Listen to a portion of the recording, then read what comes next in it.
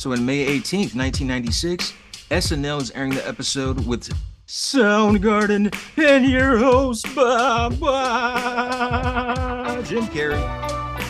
Until further notice, Steve, this is my favorite episode of SNL. You brought up a good point, man.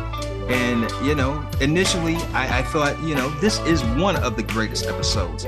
But as I'm rewatching this again for the first time in a long time, this whole episode is goated. From the fact that you're paired with Soundgarden, Chris Cornell, the Robert Plant of our day, and then you're doing skits with Will Ferrell, who at the time we didn't know, but like now we know. And this is young Willie.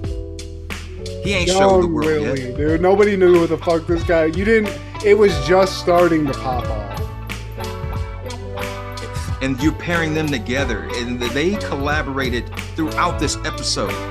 And the fact that you have, we're going to get into it, but this shit is goated. From the monologue, the opening, that didn't even have the man in it.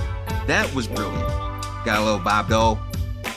A lot of Daryl Hammond, little Bob Dole, dude. That's another. We haven't really talked about Daryl Hammond as much, through our show. But this guy, for this cast, was the guy putting most of the shit on his back. He was the Phil Hartman replacement, basically.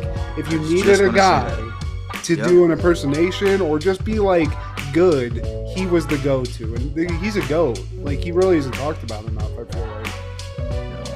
He's not, man. And like you said, he got that baton pass from Phil, and the best casts have that utility man.